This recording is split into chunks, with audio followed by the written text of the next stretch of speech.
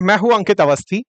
हाल ही के समय में पेट्रोल में मिल रहे एथेनॉल के चलते भारत के एक मंत्री नितिन गडकरी सुर्खियों में हैं, क्योंकि पेट्रोल में मिलता इथेनॉल कहीं ना कहीं उन्हें फायदा पहुंचा रहा है। पेट्रोल में इथेनॉल मिलाने की जो परमिटेबल लिमिट है, इस समय जो परमिसेबल लिमिट है वो 20% है और इसे इथेनॉल ब्लेंडेड पेट्रोल कहा जाता है। इसे E20 के रूप में भी रिप्रेजेंट किया जाता है, जिससे प्रदूषण ना फैले। लेकिन इस प्रदूषण से करप्शन फैल रहा है या प्रदूषण ना फैलने से करप्शन फैल रहा है, ऐसा अपोजिशन का नितिन गडकरी जी पर आरोप है। नितिन गडकरी जी जो कभी ये कहा करते थे कि जिस दिन हमारे पेट्रोल के अंदर इथेनॉल मिलना शुरू हुआ, उस दिन से हमारे पेट्रोल की कुल आवश्यकता 20% तक घट जाएगी और 20% तक घटी हुई इस आवश्यकता को पूर्ति करेगा हमारे ही देश का बायोमास। बायोमास बोले तो पेड़ पौधे से निकला हुआ एक तरह से कचरा कह लीजिए, या फिर पेड़ पौधे ही अपने आप में बायोमास में कंसीडर कर लीजिए। इसकी व्याख्या भी थोड़ा रुक के करेंगे। इस वजह से हमारे किसानों को बायोमास बेचकर लाभ होगा और हमारे देश को इंपोर्ट कम करना पड़ेगा। और पेट्रोल जब हमारे देश में कम इंपोर्ट करना पड़ेगा तो भारतवासियों को पेट्रोल 15 रुपए लीटर तक मिल सकेगा। आज से 2 साल पहले की ये न्यूज कटिंग है। ये कई बार कहते रहे कि E20 पेट्रोल का यूज करना भारतीयों के लिए बड़ा फायदेमंद होगा, लेकिन वो भारतीयों को तो फायदेमंद नहीं रहा, उनके बेटों को फायदेमंद रहा, ऐसा फिलहाल अपोजिशन कह रहा है। अपोजिशन ने कहा कि पिताजी नीति बनाते हैं और बेटे पैसा। ये पूरी कहानी आज के सेशन में विस्तार से समझेंगे, क्योंकि पिता और बेटे के बीच के इस कनेक्शन में कहीं ना कहीं आप और हमारे कुछ हित टिके हुए हैं और उन हितों में सबसे ज्यादा तो हमारी गाड़ियों का संबंध और हमारी जेब का पैसे से जो संबंध है वो टिका हुआ है। यहां पर एक कंपनी चर्चा में है जिसका नाम CIAN है। ये CIAN नाम की कंपनी नितिन गडकरी जी के बेटों की है। इस तरह से इस कंपनी का जो प्रॉफिट मार्जिन है पिछले दिनों में उसने सुर्खियां बटोरी हैं। इसी कारण से नितिन गडकरी जी को हाल ही में बाहर आकर कहना पड़ा कि ये पेड कैंपेन है जो मेरे खिलाफ चलाया जा रहा है। कुछ लोग हैं जो जानबूझकर मेरे पीछे पड़े हुए हैं। तो आज हमारे सेशन में हम इस पूरी बात की विस्तार पूर्वक व्याख्या करेंगे, लेकिन इस बात की व्याख्या करें उससे पहले थोड़ा इथेनॉल का जिक्र कर लेते हैं। इथेनॉल केमिकल फॉर्मूला है C2H5OH, 2 कार्बन के साथ लगा हुआ एल्कोहल। और आसान कर देते हैं, कुल मिलाकर के पेट्रोल से ज्यादा आसान जिस तरह से मीथेन का जलना है, वैसे ही पेट्रोल से ज्यादा आसान एल्कोहल का भी जलना है। लेकिन पेट्रोल से ज्यादा आसान एल्कोहल का जलना ज्यादा ऊर्जा निकाल दे, ये जरूरी नहीं है। ऐसा विशेषज्ञों का मत है कि पेट्रोल की जो कैलोरीफिक वैल्यू है वो इथेनॉल से ज्यादा होती है। अर्थात पेट्रोल जलाने से निकलने वाली जो ऊर्जा है वो इथेनॉल को जलाने से मिलने वाली ऊर्जा से ज्यादा होती है। फिर भी हमारे देश में चूंकि इतनी बड़ी मात्रा में हम लोग पेड़ पौधे निकालते हैं, यूज करते हैं, बायोमास प्रोडक्शन करते हैं, इस वजह से इथेनॉल आसानी से उपलब्ध हो सकता है। विज्ञान में पेट्रोल की एक खासियत है, या फिर मैं कहूं इथेनॉल की एक खासियत है कि वह वाटर मिसिबल होता है, अर्थात पानी में घुल सकता है। अब आप कहेंगे ये बात तो सब जानते हैं, दारू में पानी मिल जाता है। बिल्कुल वैसे ही ये अल्कोहल में भी घुल जाता है। पेट्रोल में भी घुल जाता है। पेट्रोल में घुला हुआ अल्कोहल मात्रा के अनुसार अगर 5% मिला है तो E5 कहलाता है, 10% अगर मिला है तो E10 कहलाता है, 20% मिला है तो E20 कहलाता है। अब ये इथेनॉल बना कैसे, इस आधार पर इथेनॉल को जनरेशंस में बांट दिया जाता है। यदि इथेनॉल पहली जनरेशन में है, अर्थात वो चुकंदर, सड़े हुए आलू, मीठे ज्वार या गन्ने के रस से बना है, तो इसे फर्स्ट जनरेशन इथेनॉल कहा जाता है। अब आप पूछेंगे इनसे इथेनॉल कैसे बनेगा, तो फर्मेंटेशन से ये बनकर आता है। स्टार्च को अगर आप फर्मेंट करते हैं, स्टार्च और शुगर को किण्वन की प्रक्रिया से गुजारते हैं, तो इथेनॉल बनकर आता है।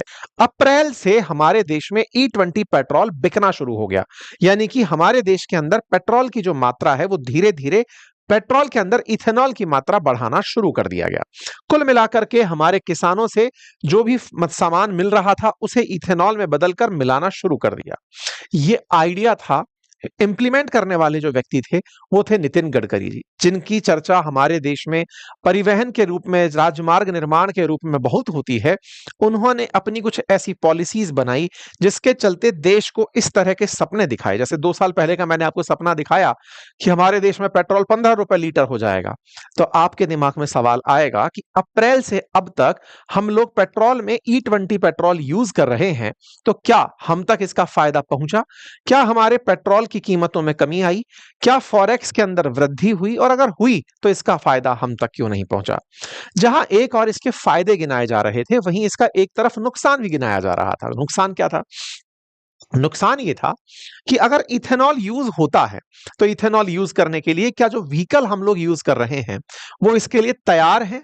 अर्थात जो हमारे वाहन हैं, उन वाहनों के इंजन इस तरह से बने हैं कि वो इथेनॉल से चल सके? इंजन का नुकसान हो रहा है, यानी कि माइलेज कम हो रही है। माइलेज कम होना और इंजन का नुकसान होना, ये दो बड़े मुद्दे अप्रैल के बाद लोगों के द्वारा रिपोर्ट किए जाने शुरू हुए। सरकार ने जिस तरह से इस इथेनॉल को प्रमोट किया, उससे लोगों को सबसे ज्यादा अपेक्षा ये थी कि जैसे ही इंपोर्ट बिल कम होंगे, पेट्रोल हमें सस्ता मिलने लगेगा। इंटरेस्टिंग ये है कि हमारे देश में रूस से तेल खरीद कर हमें यह तो एहसास दिलाया गया कि महंगाई हमने नहीं बढ़ने दी, लेकिन जिस समय हमारा देश कभी बाहर से $70 प्रति बैरल तक भी तेल खरीद कर उससे कम में तेल बेचता था, आज $60 प्रति बैरल से कम में तेल खरीद कर भी पेट्रोल की कीमतें बढ़ी हुई हैं। लोग ये कहते हैं कि सस्ते में तेल तो खरीद लेते हो, हे भारत सरकार, इस पैसे से जो होने वाला लाभ है इसे आप अपने पास ही क्यों रख लेते हो? एग्जैक्टली हमारे पेट्रोल का 20% बिल आपने कम कर लिया, ये कह करके कि इंपोर्ट बिल घट गए, इथेनॉल हम अपने देश का यूज कर रहे हैं, लेकिन पेट्रोल के कीमतों में कमी क्यों नहीं हुई? अगर आपको E20 बेचना ही था तो E20 के दाम में कमी क्यों नहीं हुई? सपने तो आपने 15 रुपए लीटर के दिखाए थे, ये कहते हुए कि अब तो घर का पेट्रोल होगा। जनता का यही कहना है कि सरकार, आपने सपने जब दिखाए थे तब तो ये कहा था, और अब आपने हमारे पास विकल्प भी नहीं छोड़ा। जहां 100% पेट्रोल यूज कर सकते थे, आपने E20 पेट्रोल दे दिया। अगर ये हमारे पास ऑप्शन में होता तो बेहतर होता, आपने हमसे ऑप्शन छीन लिया। सरकार के द्वारा अपनी तरफ से एक रिपोर्ट दी जाती है। सरकार कहती है कि automotive research association of India कहता है कि E20 से 4 पहियों की माइलेज में 6 से 7% और 2 पहिया वाहनों में 3 से 4% तक की कमी आ सकती है। अगर इंजन को E20 के हिसाब से डिजाइन किया गया हो तो उससे कोई खास फर्क नहीं पड़ता। खैर, इंजन की कंपैटिबिलिटी को लेकर के अलग अलग क्लेम रहे। सरकार का क्लेम खुद का यह है कि E20 के यूज से महज 1 से 2% माइलेज घट सकती है। तो माननीय, आपकी वजह से अगर माइलेज घट रही है तो आपने कंपनसेट कैसे किया? व्यक्ति पैसे तो पूरे दे रहा है, फायदा आपका हो रहा है। आप पूछेंगे किसका फायदा हो रहा है? आपका फायदा हो रहा है। मतलब अपने देश सरकार जो है वो जिससे टैक्स वसूल रही है, अब आपके इंपोर्ट के बिल घट रहे हैं, जनता की जेब पर उतना की उतना जोर पड़ रहा है, तो सरकार के पास वसूली ज्यादा हो रही है ना। जब सरकार ज्यादा वसूल रही है तो जनता को कंपनसेट कर दे कि भाई E20 पेट्रोल खरीदोगे तो 10 रुपए लीटर सस्ता मिलेगा। अब जनता को खुद से देखना है कि 1-2% अगर उसकी माइलेज में कमी होती है तो उसको मैनेज किया जाएगा।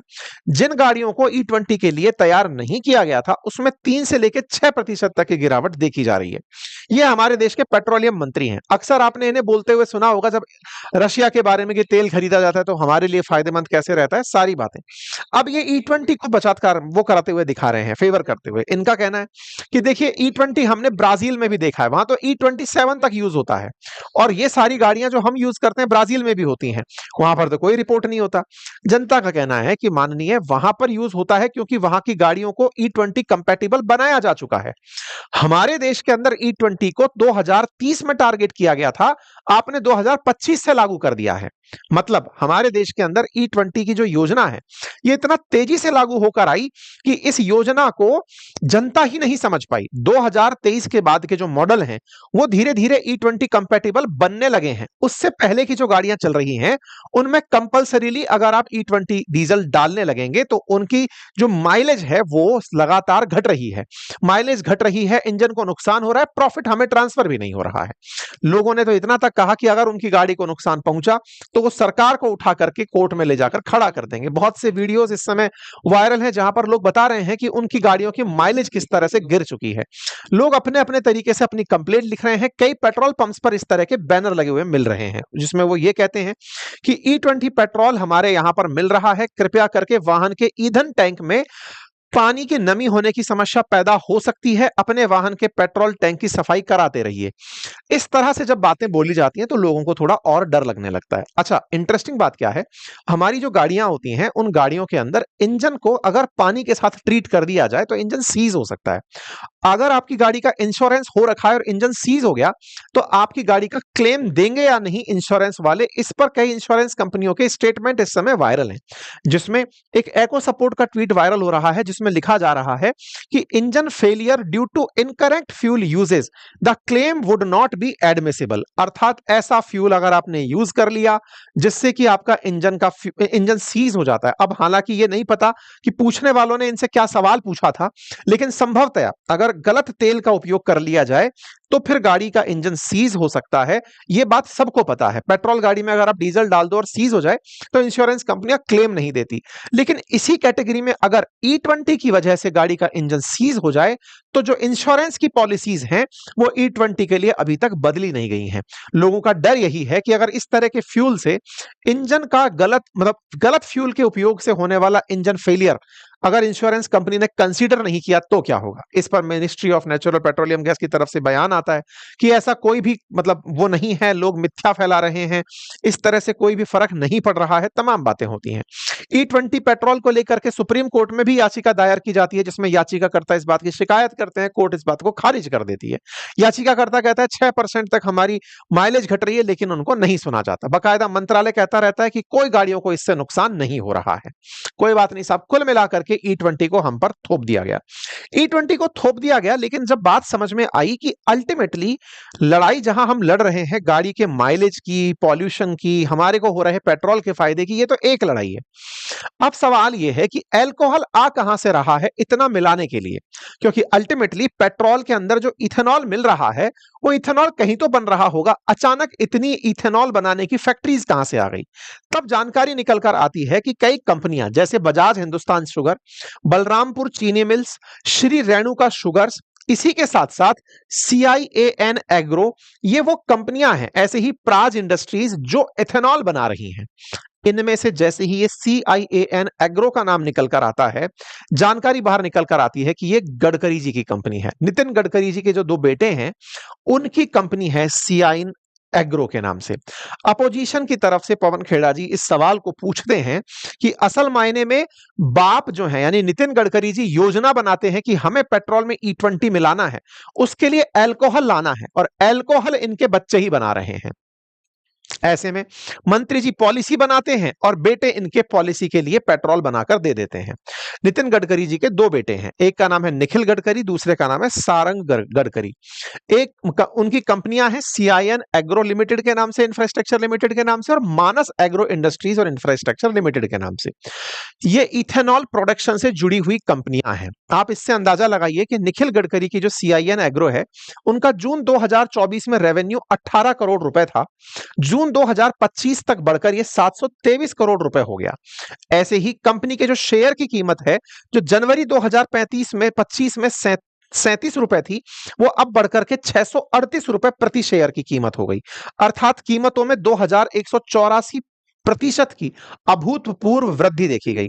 यह बात कांग्रेस ने अपनी तरफ से उठाई और कांग्रेस ने कहा कि नितिन गडकरी जी और निखिल गडकरी और सारंग गडकरी दोनों मोदी सरकार के मंत्री के बेटे हैं। दोनों की बेटे की कंपनियां, एक का नाम CIAN एग्रो और दूसरे का नाम मानस एग्रो है। यानी सरकार में पिता बैठकर पॉलिसी और बेटा पैसे बना रहे हैं। इन्होंने ये सारे के सारे तथ्य यहां पर रखे।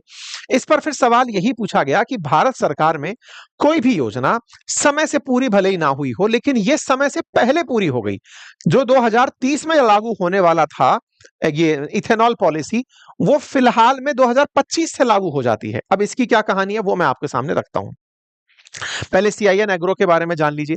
CIAN एग्रो जो है वो नितिन गडकरी जी की कंपनी है और ये इसका जो टर्नओवर है वो करोड़ों रुपए के अंदर है। ये इंटीग्रेटेड ग्रुप है, spices, edible oil, personal care, home care, इस तरह के प्रोडक्ट्स ये बनाती है। इनकी प्रॉपर वेबसाइट पर इस तरह के तमाम प्रोडक्ट्स दिखाए गए हैं, oil and spices and home care से जुड़े हुए प्रोडक्ट। लिस्टेड कंपनी है, तो इस तरीके से अगर आप देखें तो इसका पिछले 5 साल में शेयर की कीमतों में इजाफा जो है वो 3,951% हुआ है। जहां कभी 2020 में 28 रुपए का शेयर हुआ करता था, आज वो शेयर 1142 रुपए का है। पिछले अगर एक साल के अंदर बात करें तो 773% इसने रिटर्न दिया है। मतलब पिछले साल के मुकाबले अगर हम बात करते हैं, 6 महीने में 222% इसने रिटर्न दिया है, 1 महीने में 177% इसने रिटर्न दिया है। यानी CIN एग्रो का रिटर्न जो है वो जबरदस्त तरीके से बढ़ता चला जा रहा है। क्यों? क्योंकि मुनाफा बढ़ रहा है, मुनाफा बढ़ रहा है तो शेयर प्राइसेस रॉकेट हो रखे हैं। CIN एग्रो की अगर हम बात करते हैं तो इसकी होल्डिंग्स में जिन लोगों का नाम निकल करके आता है, उनमें इनके बच्चों का नाम ही सबसे ऊपर निकल करके आता है। कहानी क्या है? इसके लीडरशिप के अंदर निखिल गडकरी जी का नाम लिखा हुआ है। निखिल गडकरी जी को आप यहां पे खासदार औद्योगिक महोत्सव के अंदर पिता से सम्मानित होते हुए देख सकते हैं। निखिल गडकरी जी से पहले इस CIN एग्रो का नाम उमरेड एग्रो कॉम्प्लेक्स के नाम से हुआ करता था। ये जो उमरेड एग्रो कॉम्प्लेक्स है, ये असल मायने में नितिन गडकरी जी की खुद की कंपनी हुआ करती थी। नितिन गडकरी जी इसके डायरेक्टर हुआ करते थे। 2010-11 की ये उमरेड एग्रो कॉम्प्लेक्स नाम से जो बोर्ड ऑफ डायरेक्टर्स दिखाई दे रहे हैं, इसमें नितिन गडकरी जी का नाम दिखाई देता है। नितिन गडकरी जी जब सरकार में आते हैं तो यहां से पद से इस्तीफा दे देते हैं और इनके बच्चे इस काम को संभाल लेते हैं। नितिन गडकरी जी के परिवार के द्वारा 2022 में बकायदा पूर्ति ग्रुप के साथ मिलकर के नितिन गडकरी जी के द्वारा स्थापित एक मानस एग्रो लिमिटेड कंपनी और थी, जो कि पूर्ति के साथ मिला दी गई। मानस और CIN एग्रो इसी के साथ मिलकर के बनाई गई। इसने लिकर बनाने का काम भी शुरू कर दिया था। मानस एग्रो इंडस्ट्रीज भी इन्हीं के साथ जुड़ी हुई एक कंपनी है।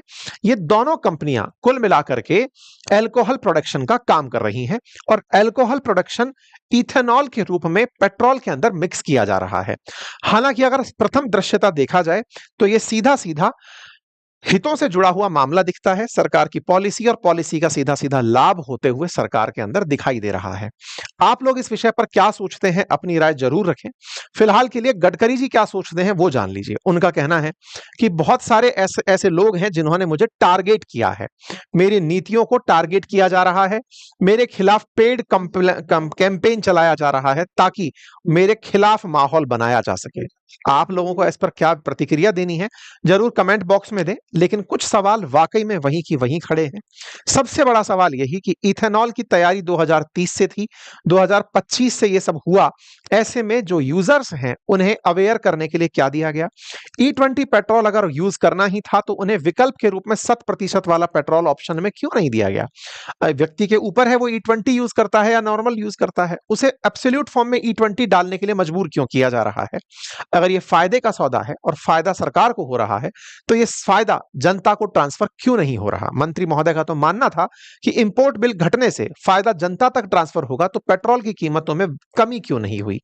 पेट्रोल की कीमतों में कमी क्यों नहीं हुई? इस पर क्यों अल्टीमेटली सरकार कोई काम नहीं कर रही है? जनता को E20 पेट्रोल बेचने से पहले ही उसमें प्रॉपर अवेयरनेस क्यों नहीं फैलाई गई? क्या वाकई में इंजन कंपनियों को यह कहा जा सकेगा कि E20 को यूज करने पर अगर इंजन खराब होता है तो सरकार उसका इंश्योरेंस बिल चुकाएगी? ये तमाम वो चीजें हैं जो जनता में पहले विश्वास के लिए आवश्यक है। बात हो नितिन गडकरी जी के बेटों से जुड़ी हुई, यह जांच का विषय है और निश्चित ही अपोजिशन इसके लिए सरकार को जवाबदेह तय कर सकता है और जैसे ही ये चीज निकल कर आती है सबके सामने इसका पता चलना चाहिए। फिलहाल के लिए इतना ही। जानकारी पसंद आई हो तो साथियों से साझा करें। Thank you so much.